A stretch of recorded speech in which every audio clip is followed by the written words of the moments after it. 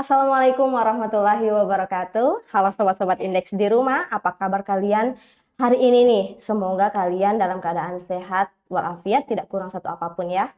Hari ini kembali lagi kita pada program Indeks Podcast edukatif dan inspiratif bersama saya host kalian Putri Anugrah Oktaviani.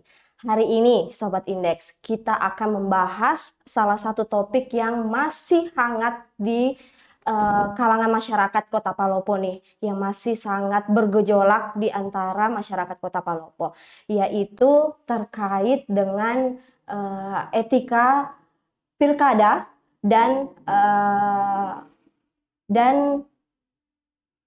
dan pasca putusan dari MK kemarin terkait PSU. Nah, untuk membahas tema kita pada hari ini, kita sudah kedatangan narasumber yang sangat luar biasa, yang sangat berkompeten di bidangnya. Salah satu komisioner Bawaslu, yaitu Kak Ardiansa Pancaputra. Langsung saja kita sapa beliau. Assalamualaikum Kak. Waalaikumsalam. Apa kabar Kak hari ini? Alhamdulillah. Sibuk Kak? Insya Allah dalam artian sudah pasca putusan MK, kemudian juga ada kemarin sidang dan sudah selesai, kita sudah tunggu putusan. Alhamdulillah kami kembali ke Bawaslu karena masih ada tugas lagi setelah tahapan ini, yaitu pemutakhiran data berkelanjutan yang akan kami awasi. Jadi masih sibuk sekali ya Kak? Mau dibilang sibuk sekali tidak juga, tapi namanya untuk memberikan manfaat kepada masyarakat, memberikan informasi yang akurat kepada masyarakat itu merupakan tanggung jawab kami kalau terkait pemilu. Ya.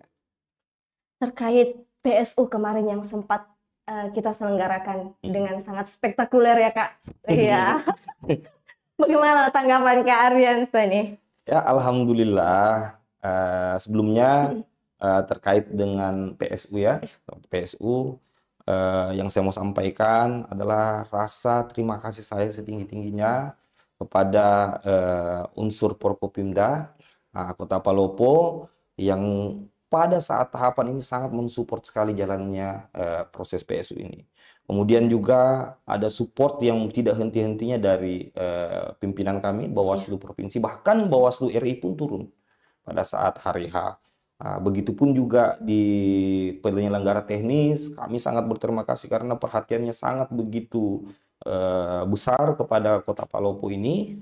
Bahkan KPU RI, KPU Provinsi yang mengambil alih tugas dan kewenangan KPU Palopo itu tidak sangat memberikan dan menunjukkan kepada masyarakat bahwasanya ini loh harmonisasi yang harus terjadi dalam proses penyelenggaraan pemilu seperti itu.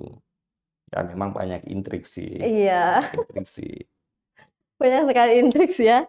Nah Kak, akhirnya setelah PSU diselenggarakan, akhirnya banyak sekali hal yang dapat kita pelajari sebagai masyarakat Kota Palopo nih ya Kak. Banyak hal yang dapat kita pelajari. Kemarin seperti apa sih Kak gambaran umum kode etik politik sebenarnya? Berbicara mengenai etika ya. Iya. Etika, apalagi kami penyelenggara pemilu, kita sangat saklek sekali mengenai dengan etika. Apalagi kami di penyelenggara pemilu ini diikat oleh aturan peraturan DKPP nomor 2 tahun 2017 terkait kode etik penyelenggara pemilu. Sebagaimana kita ketahui bahwasannya kami sebagai penyelenggara pemilu, kami sudah disumpah untuk bekerja secara berintegritas dan profesional. Dalam artian segala macam tindakan yang kami lakukan tidak boleh keluar dari rule kode etik tersebut. Sebagaimana diamanatkan kepada kami, ada tugas, ada kewenangan, dan tanggung jawab yang kami emban sebagai komisioner.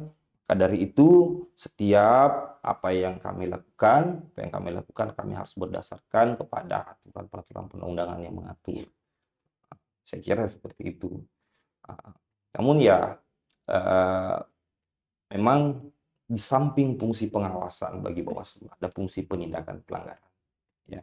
Karena secara garis besar definisi pengawasan Iya. bukan hanya diartikan sebagai proses Bawaslu datang untuk melihat-lihat, mencatat kan? Enggak. Kalau kami di penyelenggara pemilu, pengawasan adalah serangkaian pencegahan dan penindakan. Yang kami awasi adalah terselenggaranya penyelenggaraan pemilu di Kota Palopo ini dengan mematuhi peraturan yang berlaku. Contoh, KPU melaksanakan tahapan pencalonan, Iya. ya, yang marak diperbincangkan kan, Iya. pencalonan. Nah, apa yang harus dilakukan oleh Bawaslu pada saat pengawasan itu? Bawaslu melakukan pengawasan dengan berpedoman kepada tata cara dan prosedur yang mengatur terkait tahapan pencalonan. Iya. Yang kami awasi adalah kepatuhan hukum KPU dalam menjalankan proses tersebut. Jadi KPU harus melaksanakan proses tersebut sesuai dengan PKPU yang mengatur, dan turunannya yaitu ya juknisnya. Ya. Nah, di proses PSU ini, alhamdulillah saya bahasakan kami ya, karena Bawaslu dan KPU kan sama-sama penyelenggara pemilu. Kami, Bawaslu dan KPU, alhamdulillah dari segi komunikasi, dan dari segi pelaksanaan tugas, alhamdulillah berjalan dengan baik dan kondusif. Ada beberapa saran yang kami berikan sama KPU, alhamdulillah itu diterima dengan baik oleh KPU dan dijalankan. Dan saya juga sangat terharu juga karena KPU yang menjalankan tugas untuk PSU ini kan KPU provinsi. Iya.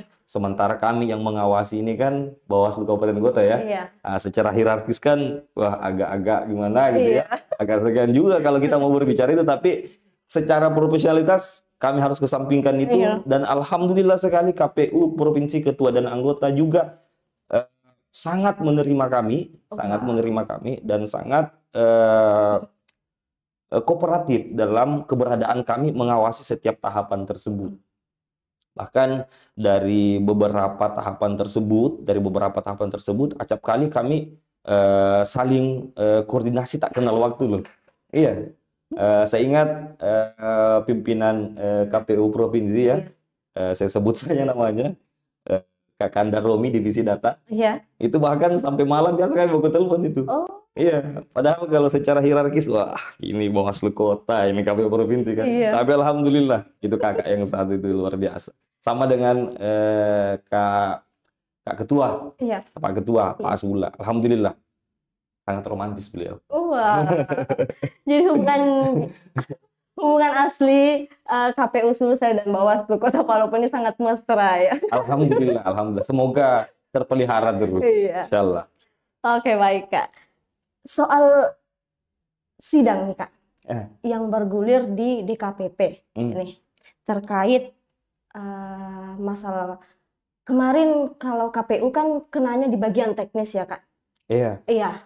Kalau di Bawaslu bagian pengawasan nih Kak. Sebenarnya awal masalah di pengawasan ini seperti apa sih Kak?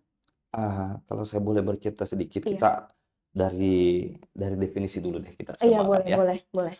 Etika, kalau kita berbicara etika politik, Iya. ya etika politik berarti kita berbicara ada pandangan terkait moral, ya moral, sesuatu yang nilai normatif di masyarakat. Kemudian berbicara politik, berbicara kewenangan, berbicara kekuasaan. Kalau kita gabungkan ya etika politik, bagaimana orang yang mempunyai kewenangan dan kekuasaan ini menjalankan kewenangannya itu sesuai dengan peraturan yang berlaku. Kalau kembali kita tarik ke penyelenggara ya kembali ke peraturan DKPP nomor 2 tadi yang saya sebutkan ya.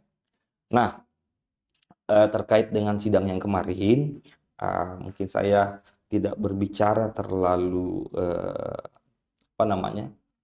bersifat asumsi. Saya cuma menjelaskan apa yang terjadi saja, bahwasanya memang ada laporan masuk ke DKPP terkait dengan, kalau yang di kami itu kan terkait dengan pengawasan di tahun 2024, pengawasan pencalonan. Dan kemudian ada proses penanganan pelanggaran pidana. Itu ada 2 dalil di situ pengaduannya. Nah, agak lucu sih sebenarnya. Karena dari 2 dalil tersebut, di dalil kedua itu, sebenarnya di dalil pertama itu saya belum ada. Ya, saya belum ada. Bukan belum lahir ya, udah lahir lah. Cuma saya belum menjabat. Nah, kemudian di dalil kedua itu saya sudah menjabat di situ. Saya sudah dalam artian sudah berkontribusi dalam proses penanganan pelanggaran itu. Makanya saya juga mempertanyakan sedikit bahwasanya loh kok kemarin tidak dilapor gitu kan. Teman-teman juga loh kok kami cuma 2 yang dilapor, kamu tidak. Betul. Cuma saya tetap dihadirkan di sidang tersebut sebagai pihak terkait, dan saya juga memberikan keterangan tertulis terhadap pokok aduan itu.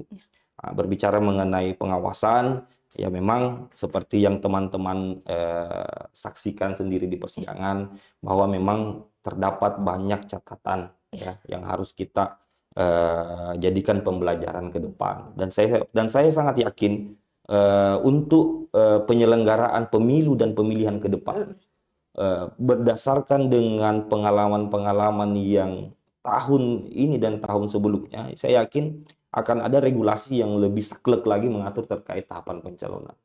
Karena kalau saya mau berpendapat mengenai regulasi yang mengenai tahapan pencalonan, memang ada ruang sebenarnya yang sangat-sangat berpotensi menyebabkan fitnah penyelenggara di situ. Di PPKPU 8 itu terkait pencalonan, kemudian juknisnya terkait pencalonan. Dalam memverifikasi dokumen, perlu adik ketahui, dalam memverifikasi dokumen, itu ada 3 indikator di juknis tersebut. Yang pertama itu dokumennya bisa terlihat. Loh kok kenapa terlihat? Itu kan dokumen. Perlu diketahui bahwa dokumen calon itu diupload melalui aplikasi. Aplikasi Silon. Makanya dibilang dapat terlihat. Jangan sampai kau upload yang sesuatu yang kapasitas 24 KB ya kan, terlihat kan kapasitas tersebut. Kemudian apakah sesuai nama paslon, identitas paslon dengan dokumen tersebut? Itu indikator kedua. Indikator yang ketiga adalah dikeluarkan oleh instansi yang berwenang. Jadi perlu dipahami, indikator pertama dengan indikator kedua, dengan panca indera kita, insya Allah kita bisa melihat, kita bisa memutuskan bahwa hakul yakin bahwa pertama aman, indikator pertama, kedua aman. Kemudian indikator ketiga, ini loh yang harus masyarakat juga paham, bahwasanya dalam proses verifikasi administrasi tidak hanya melihat-lihat berkas saja, tapi ada yang harus dipastikan, yaitu harus kita memastikan bahwa dokumen ini dikeluarkan oleh instansi berwenang. Bayangkan, tahapan yang mengatur verifikasi administrasi cuma berapa hari. Sementara dokumen-dokumen yang digunakan oleh calon, itu yang dikeluarkan oleh instansi pemerintah itu ada berapa. Dan pada saat itu juga, pada saat yang singkat itu juga, penyelenggara harus dipastikan untuk berkeputusan bahwa dokumen tersebut dikeluarkan oleh instansi negara. Coba bayangkan, kalau dokumen itu dokumen yang dimasukkan oleh paslon itu adalah dokumen yang anggaplah sekolahnya ada di Sabang, ya kan, Sumatera ujung banget kan. Kemudian ada di Barito, ada di Padang, ya kan, tersebar kemana-mana. Jadi penyelenggara pemilu ini, kalau untuk memastikan ini berarti dia harus ke sana dong. Kemudian di pasal di PKPU 8 itu ada berbunyi bahwa ketika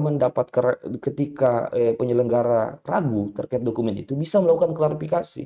Indikator keraguannya lagi belum ada pada kejelasan bahwa indikator keraguan itu mengukur indikator keraguan itu seperti apa. Makanya dengan tahapan yang singkat itu, dengan banyaknya dokumen yang dikeluarkan oleh instansi negara, saya sangat berharap ada regulasi yang akan mengcover kembali itu. Ada regulasi yang mengcover. Ataukah saya berharap ke depannya, ini harapan ya terkait supaya untuk menjaga kejadian-kejadian yang sering berulang di tahapan pencalonan itu tidak terjadi lagi. Fitnah-fitnah kepada penyelenggara lah dikatakan lalai atau apalah kan. Banyak kan begitu. Padahal dalam waktu sesingkat itu, penyelenggara itu harus dituntut menentukan hajat hidup orang loh. Ya kan? Harus menentukan ini TMS atau tidak, ini BMS atau tidak. Padahal kalau memang harus sesuai dengan indikator itu, berarti harus penyelenggara itu pergi ke kantor-kantor yang ada dalam dokumen itu. Nah, bagaimana kasihan? Ini kita baru berbicara pilkada. Juknisnya pencalonan di pilkada dengan pemilih ya beda-beda tipis. Gimana satu partai berapa calon, berapa dapil? Betul. Semua dokumennya harus dipastikan bahwa dikeluarkan oleh instansi berwenang. Ya, saya sangat berharap karena kan kalau di Bawaslu kami itu kan biasa kalau awal-awal tahapan itu membuat tim daftar inventaris masalah terkait apa sih masalah yang terjadi kemarin, sehingga ini akan menjadi saran kami kepada regulator untuk melengkapi regulasi itu, masukan ya. Bahwasanya harus memang mau tidak mau, suka tidak suka, keterlibatan instansi-instansi yang dibutuhkan dalam proses pencalonan itu bisa diakses secepat mungkin oleh KPU. Iya, benar-benar. Itu harus bisa diakses. Contoh Dukcapil, ya Dukcapil, perihal KTP, ya kan, harus cepat bisa diakses loh Dukcapil, nggak pakai jam kerja lagi, ya kan, harusnya diakses. Ataukah ketika si paslon mau mengurus dokumen, instansi itu harus juga mengabarkan kepada KPU, hari ini ada ini loh atas nama ini mau menggunakan dokumen ini untuk pencalonan. Bisa saja seperti itu terjadi, ya kan? Dan itu yang sangat kami harapkan.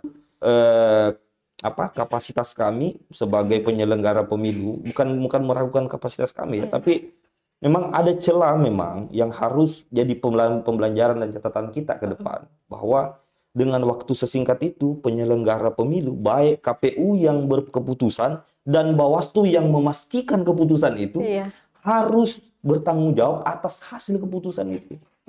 Jadi harus ada regulasi yang membackup itu. Kayaknya bukan cuma di Palopo, terjadi juga di beberapa daerah terkait pencalonan. Terkait. Karena memang bukan berbicara seksi sih, cuma memang agak memang ada celah untuk dilalaikan sebagai keraguan di situ. Karena memang kita pahami bersama, kalau kita tidak kuat dari awal dalam artian secara integritas, secara etika politik kita kurang, ya lewatlah semua. Itu. Nah, kalau pimpinan yang di KPU Provinsi kemarin, kami sebagai pihak terkaitnya, terkait yang diadukan itu, kalau saya tidak salah, terkait dengan tindak lanjut rekomendasi. Tindak lanjut rekomendasi yang disoal oleh si pengadu. Bahwasanya saya tidak tahu dalilnya seperti apa juga, maunya dia mau dalilnya seperti apa, apakah dia mengatakan itu pelanggaran etik atau tidak. Tapi sepanjang pengawasan kami, kami kan harus punya sikap pengawasan. Betul. Nah, ketika Bawaslu merekomendasikan itu dan KPU menindaklanjuti rekomendasi itu, Bawaslu, hasil tindak lanjut rekomendasi itu jadi objek pengawasan Bawaslu, baik hasilnya maupun prosesnya. Baik hasilnya maupun prosesnya kan pemenuhan syarat, kemudian hasilnya adalah terpenuhi syarat. Dari segi formil dan material pengawasan tersebut, Bawaslu harus punya sikap pengawasan yang menyatakan bahwa itu pelanggaran atau tidak. Dan sudah terjawab. Kenapa sudah terjawab? Karena tidak ada rekomendasi dari Bawaslu menuju ke DKPP. Berarti bisa digarisbawahi bahwasanya kami memandang apa yang dilakukan teman-teman, apa yang dilakukan oleh pimpinan KPU Provinsi sudah sesuai dengan apa yang kami yakini. Sekira seperti itu. Ada satu sih sebenarnya yang saya mau klarifikasi sebenarnya. Boleh sekali. Seperti apa? Dan ini mulai dari mulai dari proses penanganan pelanggaran, sampai ke MK, bahkan sampai ke DKPP selalu dinyanyikan. Ini kalau bisa dibilang saingannya lagunya Mangu. Aduh. Iya, viralnya kan? Saingannya lagunya Mangu ini. Karena setiap ada permasalahan penanganan pelanggaran selalu dinyanyikan. Nah, nyanyiannya itu rekomendasinya Bawaslu tidak jelas, kabur, ya kan? Betul. Selalu itu Ada di dinyanyikan. masyarakat, betul, betul. Sama halnya kalau kita ke kafe loh, ke kafe, duduk-duduk, mangu terputar, ya kan?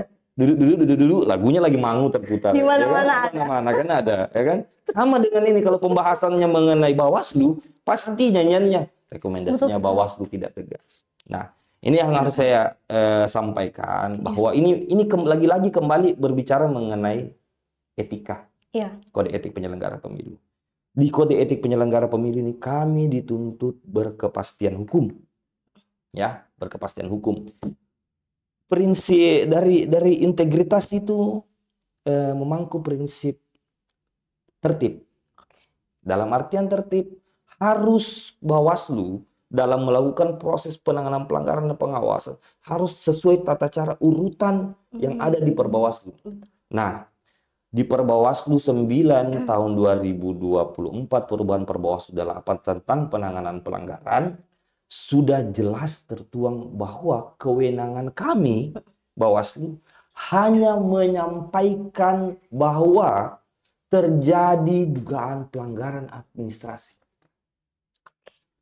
Hanya menyampaikan kepada KPU bahwa terjadi dugaan pelanggaran administrasi. Itu yang namanya kewenangan kami yang diatur di Perbawaslu.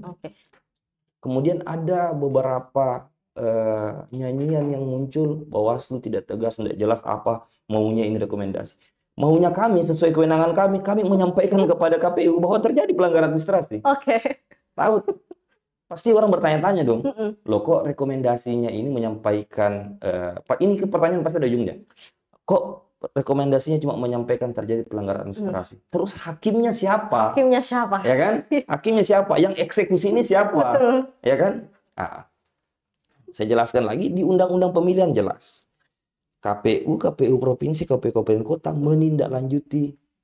harus menindaklanjuti rekomendasi Bawaslu. Dicatat ya, menindaklanjuti rekomendasi Bawaslu. Diatur di PKPU 15 tahun 2024. Kalau saya tidak salah pasal 20. KPU Provinsi ya menindaklanjuti rekomendasi Bawaslu dengan memeriksa dan memutus tindak lanjut rekomendasi. Memeriksa dan memutus tindak lanjut rekomendasi. Dengan pasal tersebut dijawantahkan lagi di juknisnya, penyusunan dokumen telah hukum. Disitulah, inilah perbedaan yang harus dipahami bahwasanya perbedaan kewenangan kami di pilkada dengan di pemilu itu berbeda. Kalau di pemilu, Bawaslu, Badan Pengawas Pemilu, melalui Perbawaslu 8 terkait penanganan pelanggaran administrasi, kalau ada laporan, ada temuan, Bawaslu bersidang dan melahirkan putusan, bukan rekomendasi. Tapi di pilkada berbeda. Kewenangan kami di pilkada hanya menyampaikan kepada KPU bahwa ini loh ada pelanggaran administrasi, ini kajiannya, ini kajiannya. Kami tidak punya kewenangan untuk mengatur-atur KPU bahwa ini pelanggarannya ini, kok kasih begini. Wah, itu justru bahasa Bugisnya itu abuse of power, melampaui kewenangan itu. Ya, melampaui kewenangan itu kalau kita itu. Karena kewenangan kami cuma diatur di Perbawaslu pelanggaran bahwa menyampaikan rekomendasi perihal terjadi pelanggaran administrasi. Nah, itulah yang sering dinyanyikan itu. Makanya setelah mulai dari proses penanganan pelanggaran, sidang MK sampai sidang DKPP selalu dibunyikan itu, dan pada saat itu secara tersirat, sebenarnya secara tersirat kalau teman-teman saksikan sidang itu, pimpinan kami itu agak sedikit gemes ya. Saya tidak bilang marah ya. Saya bilang gregetan. Iya, gregetan ya. Dia bilang pimpinan kami Bawaslu RI bahwa sebenarnya rekomendasi Bawaslu itu sudah jelas. Ya. Betul. Sebenarnya rekomendasi itu jelas. Cuma cara membacanya. Maknanya secara kewenangan Bawaslu sudah menyampaikan kewenangannya, melaksanakan kewenangannya. Cuma penerimaannya, apakah teman-teman menerima bahwa itu merupakan memang bagian dari kewenangan Bawaslu atau lain daripada itu? Itu dia. Saya kira seperti itu. akhirnya terklarifikasi ya sobat-sobat indeks di rumah yang menjadi pertanyaan besar di setiap warkop kemarin. Betul sekali Kak. Nah terkait kemarin ada masalah MK nih Kak. Iya. Ya, terkait paslon yang tidak memenuhi syarat, yang akhirnya diputuskan bahwa KPU tidak bersalah. Ya Kak kemarin. Putusan MK. Iya. Putusan MK yang mengatakan KPU tidak bersalah. Oke. Tanggapan Kakak sendiri seperti apa? Ya menanggapinya begini ya, Dek ya. MK itu menangani proses perselisihan hasil pemilu. Betul. Ada juga yang harus di-clearkan di situ. Iya. Karena selama ini khalayak ramai selalu memandang bahwa perselisihan hasil pemilu itu hanya berbicara mengenai angka. Perlu dipahami bahwa hasil pemilu itu tertuang di berita D. Form D hasil kan? D hasil. Itu D hasil. Teman-teman harus lihat di situ. Apa sih komposisinya D hasil itu? Pertama, jumlah DPT. Iya. Itu hasil pemilu loh, jumlah DPT. Jumlah pengguna suara. Kemudian calon. Calon itu hasil pemilu. Kemudian perolehan suara. Jadi, acap kali kalau diskusi di luar, masa masalah pencalonan dipersoalkan di MK, ya kan? Harusnya kan perselisihan angka-angka. Nah, cara membaca hasil pemilu itu kalau kami tidak seperti itu. Cara membaca hasil pemilu itu adalah semua komposisi komponen yang ada dalam D hasil itu. Itulah hasil pemilu. Kita tidak bisa berbicara hasil pemilu itu hanya berbicara angka. Ya. Hasil pemilu itu adalah DPT. Hasil pemilu itu DPT, pengguna suara, ya. Nah, kemudian pengguna suara, kemudian calon, baru perolehan hasil. Nah, pertanyaannya kemarin, kalau saya simak, saya mungkin agak sedikit berbeda dengan Adi, karena saya simak kemarin itu MK dalam putusannya mengatakan bahwa tidak membenarkan rekomendasi Bawaslu dan tidak membenarkan juga tindak lanjut rekomendasi KPU. Kemudian yang termohon ini, yang pihak terkait, yang paslon tersebut itu berdasarkan kesimpulan MK telah melakukan corrective action, ya, korrektif administrasi. Kemudian berbicara mengenai putusan MK, ya, kalau pandangan saya berbicara putusan MK, inilah kepastian hukum. Inilah kepastian hukum. Karena gini, mau dibawa kemana lagi, ya kan? Mau dibawa kemana lagi nih pemilu kita, ya kan? Ujungnya pasti kalau memang ada yang tidak puas terkait itu, hanya sebagai warga negara untuk mengajukan permohonan di MK perselisihan. Itu haknya warga negara. Contohnya ini per hari ini saja, saya hadir di sini membahas mengenai etika politik. Per hari ini saya sudah lihat di websitenya DKPP loh. Saya juga dilapor. Wah. Iya, ini berita baru nih. Saya juga dilapor, makanya.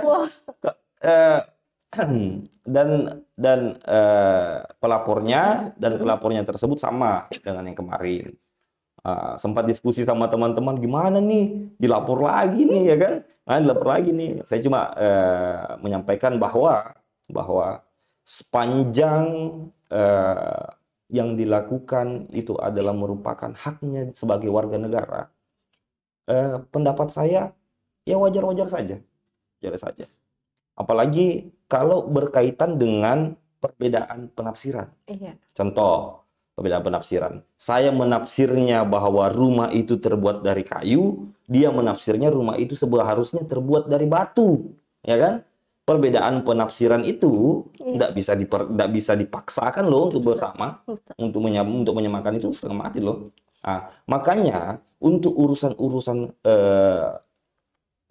etik, memang secara aturan perundang-undangan mekanisme yang harus ditempuh ya di persidangan DKPP. Iya, karena kalau ada laporan kan justru lebih menguatkan hasil kerja pengawas pemilu. Contoh, ketika ada yang melaporkan penyelenggara pemilu ke DKPP terkait kode etik, dan telah berproses di DKPP, dan prosesnya dan hasilnya anggaplah hasilnya rehabilitasi. Rehabilitasi itu pemulihan nama baik. Secara apa ya, keyakinan, kalau saya menilai secara keyakinan, orang yang sudah berproses di DKPP dan direhabilitasi, justru kalau saya lebih bangga direhabilitasi di DKPP, karena saya punya ruang menjelaskan kepada masyarakat bahwa yang saya lakukan ini ya memang murni berdasarkan tugas, kewenangan, dan tanggung jawab saya. Wah, Itu. Dan itu semua terbungkus dengan kita berpedoman kepada peraturan DKPP nomor 2 tadi sebagai penyelenggara pemilu. Seperti itu. wah, itu ya, sobat-sobat Indeks. Tadi ada klarifikasi nih Kak. Terkait klarifikasi tadi nih Kak, kita kembali lagi. Selain anggapan di masyarakat bahwa surat rekomendasi Bawaslu itu lemah, ternyata ada lagi satu hal Kak, soal kampanye gelap yang beredar di sosmed kemarin ini Kak. Kampanye gelap ya? Iya, yang menjadi pertarungan antara pendukung paslon 1 dan paslon lainnya. Oke. Bagaimana Bawaslu menanggapi itu Kak? Itu masuk dalam pengawasan Bawaslu atau tidak? Gini, kita sama-sama harus memahami bahwa metode kampanye, pelaksana kampanye, ya, metode kampanye dan pelaksana kampanye itu secara administrasi ada diatur di PKPU kampanye. Ketika ada salah seorang, entah dia pelaksana kampanye ya, ataukah dia tim kampanye melakukan hal-hal yang merupakan pelanggaran kampanye, Bawaslu jangankan melanggar ya, baru membuat kegiatan kampanye saja Bawaslu harus ada di situ.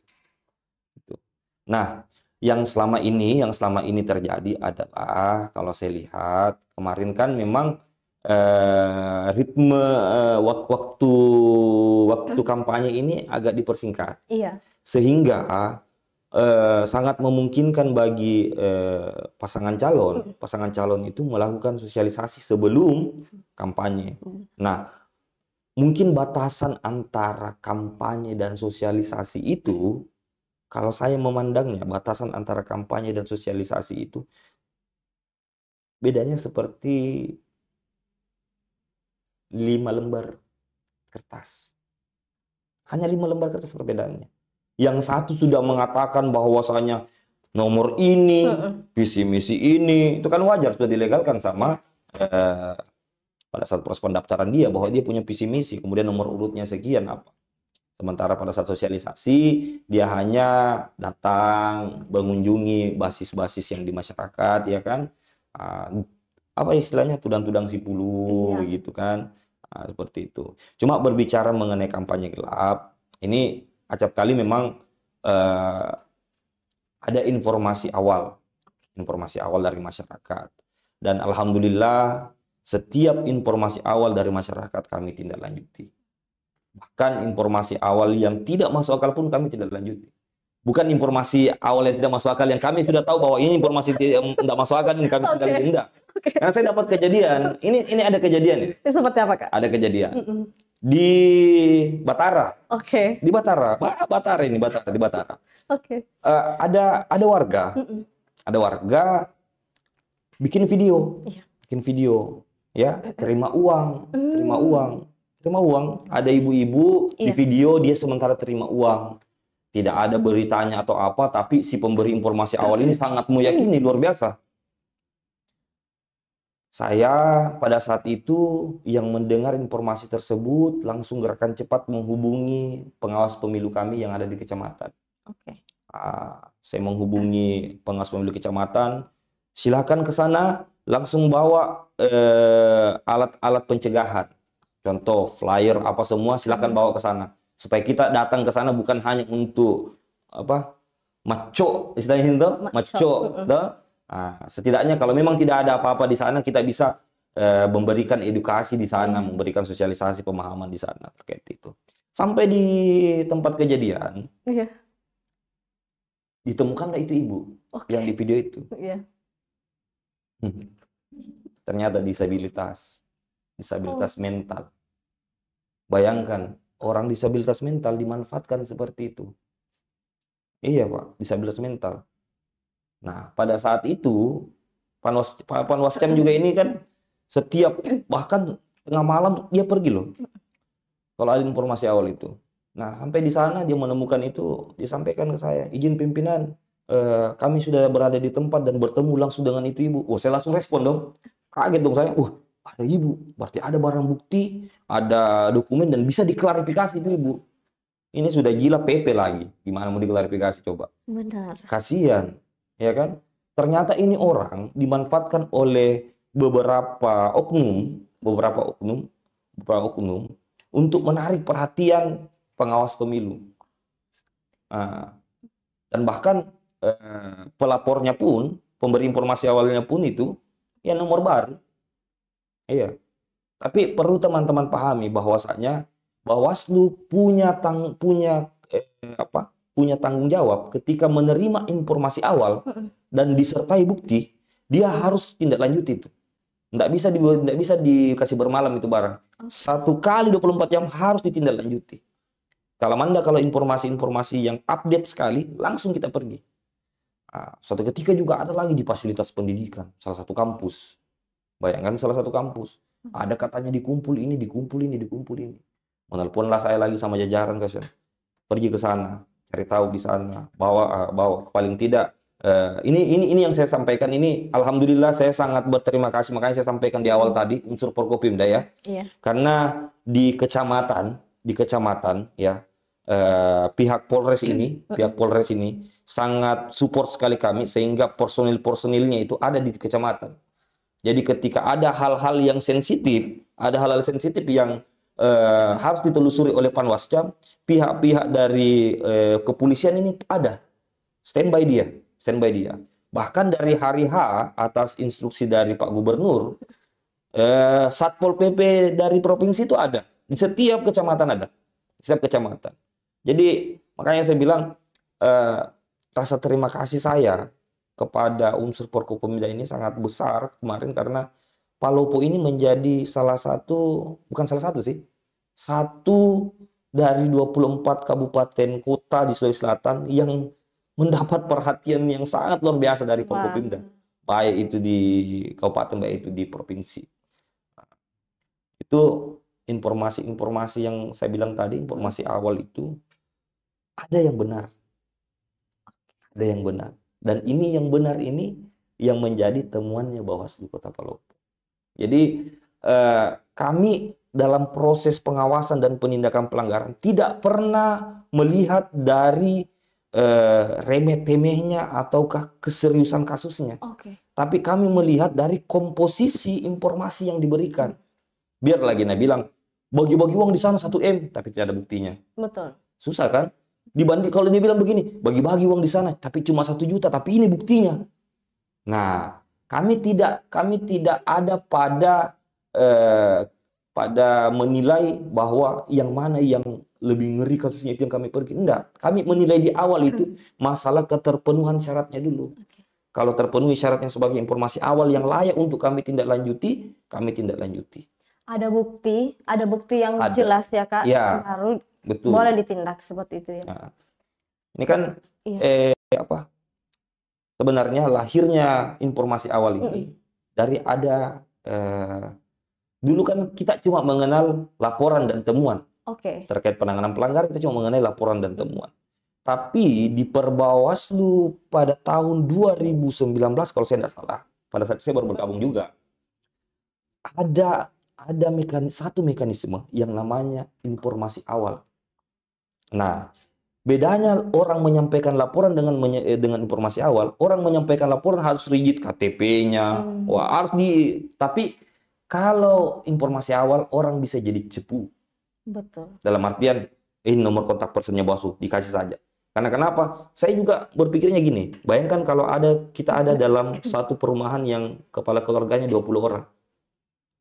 Dan 18 dari kepala keluarga, ini contoh ya, dan 18 dari kepala keluarga itu bersepakat untuk melakukan pelanggaran pemilu. Kira-kira kalau saya satu di antara 20 orang itu mau melapor ke Bawaslu babak belur saya, Pak, pasti saya wah, ini 18 kepala keluarga ini pasti serang saya ini kan. Betul. Makanya kalau saya memandang bahwasanya ada ruang-ruang dibuka untuk informasi awal untuk mentaktisi hal-hal seperti itu. Ada orang yang takut melapor karena profesinya, Betul. ada orang yang takut melapor karena keamanan keluarganya. Makanya dibuka ruang informasi awal. Jadi sumber temuan dan laporan plus informasi awal itu adalah sumber muaranya dari sebuah penanganan pelanggaran. Itu. Seperti itu proses penanganan pelanggaran di Bawaslu. Wah, ini agak rumit sekali untuk mungkin dipahami oleh sobat-sobat indeks di rumah ya Kak. Ternyata aslinya seperti itu. Jadi butuh bukti yang konkret di masyarakat, dan akhirnya ada beberapa alasan yang menjadikan masyarakat tidak berani untuk melapor. Iya. Iya. Dan itu saya pada kesempatan ini bisa kan kami sudah sosialisasikan dari sejak tahun 2019. Iya. Pada saat BIMTEK kepada mengundang tokoh masyarakat, mahasiswa, pemilih pemula di SMK 1, kami sudah sampaikan melalui pimpinan kami kemarin bahwasanya sumbernya itu bukan cuma laporan dan temuan. Orang-orang juga yang merasa dirinya tidak aman ketika melaporkan itu bisa menyampaikan kalau ada dugaan pelanggaran melalui call centernya Bawaslu. Mau dia pakai nomor samaran, tidak mau disebutkan namanya, selama sepanjang bukti yang disampaikan dan informasi yang disampaikan itu akurat, kami tindak lanjuti.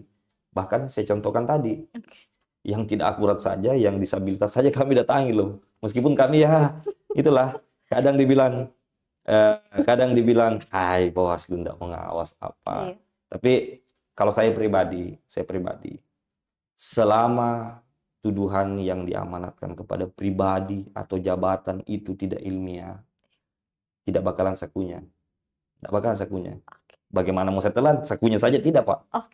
Tapi kalau tuduhan itu berdasarkan bukti yang kuat dan analisis yang kuat, saya akan jadikan menjadi pembelajaran yang sangat berarti buat saya sebagai penyelenggara. Kira seperti itu. Wah, keren sekali ya klarifikasi kita pada malam hari ini ya Sobat Indeks di rumah. Semoga informasi ini bisa mengedukasi sobat-sobat Indeks di rumah agar ke depannya, mungkin Kak ini terlalu dini ya Kak untuk berharap pemilu selanjutnya, pada kontes pemilu selanjutnya. Tapi ada nggak sih Kak pesan-pesan yang akan disampaikan? Yang pertama, saya sangat berharap karena penyelenggaraan pemilu baik di sebelumnya dan di PSU, saya hakul yakin dan saya sudah menyimpulkan bahwa kedewasaan masyarakat Palopo berpolitik itu sudah dalam taraf yang sangat-sangat baik. Karena banyaknya masalah proses terkait dengan proses tahapan tidak mampu memecah belah masyarakat Kota Palopo. Tidak ada pembakaran, tidak ada apa. Padahal kalau kita mau berbicara masalah sekarang lebih kompleks lagi daripada masalah yang lalu. Kalau saya mau menilai itu. Nah, kemudian yang kedua, saya sangat berterima kasih juga kepada jajaran ad hoc, baik di KPU dan di Bawaslu. Karena kalau secara keberhasilannya teman-teman ad hoc menjalankan proses pemungutan dan penghitungan suara, saya kalau bisa angkat jempol 4 angkat. Iya, karena dari dua kali kita melakukan pemilihan, tidak ada gugatan di Mahkamah Konstitusi terkait proses pemungutan dan penghitungan suara. Jadi saya bisa sangat meyakini bahwa saya ucapkan terima kasih kepada ad hoc telah melaksanakan tugas dengan baik dan berkepastian hukum dalam berkeputusan. Itu harapan saya ke depan kepada keluargaku, masyarakat Kota Palopo. Saya ini bisa dibilang orang baru ya, orang baru dikenal, baru tiba-tiba jadi komisioner. Saya cuma berharap di Palopo ini sangat beragam. Ada kampusnya pun banyak. literasi politik sangat masif. Sehingga perbedaan-perbedaan itu, saya sangat berharap perbedaan-perbedaan pandangan itu dijadikan menjadi kekayaan tersendiri bagi Kota Palopo untuk menjadi semangat persatuan, jangan jadi perpecahan. Saya harap seperti itu. Ya, pemilu sudah berlalu, ya mari kita sama-sama, kalau pemilunya sudah berlalu, mari kita sama-sama berpikir ke depan Palopo ini baiknya seperti apa. Saya cuma berharapnya seperti itu. Wah, keren sekali ya sobat-sobat Indeks di rumah. Nah, untuk selanjutnya kita akan, maksudnya kita berharap ke depannya kontes pemilu tetap akan kita amati dengan baik ya Kak ke depannya. Bagaimanapun sulitnya, bagaimanapun permasalahan yang akan kita hadapi, kita harus sama-sama melek politik. Betul. Harus kita sama-sama untuk mengawasi jalannya kontes pemilu ke depan. Nah, gimana dengan ini Kak, wali kota terpilih? Ya. Mungkin ada beberapa penyampaian Kak. Ya. Atau kepada masyarakat terkait pandangan untuk wali kota baru. Iya, saya cuma bisa akan bahwasanya proses pemilu sudah selesai. Pemilu ini melahirkan satu calon terpilih atas nama Ibu Naili dan Ahmad Saripudin. Ya, inilah hasil dari pemilu kita, dari proses panjang yang kita lalui bersama. Saya sangat berharap kita sama-sama berpikir ke depan untuk membangun Kota Palopo, sama-sama saling menjaga. Kalau memang kami ada yang salah, tolong kami ditegur, dan kami juga akan melakukan hal yang sama kalau ada beberapa teman-teman melakukan kesalahan. Yang lebih ke depannya, kami Bawaslu tetap pada posisi kami untuk lebih mengedepankan pencegahan daripada penanganan pelanggaran. Sekira seperti itu.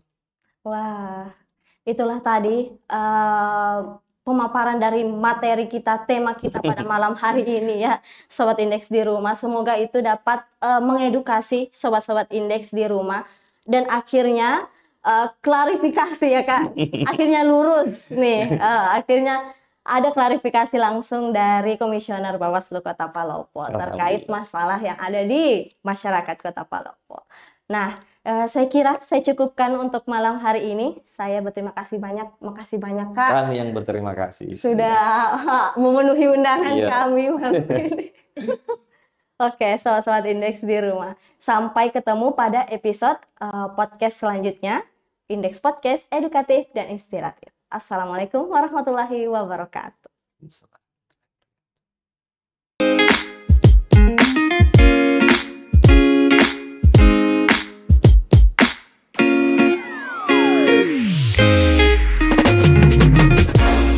Subscribe channel YouTube Indeks Media dan dapatkan informasi menarik lainnya.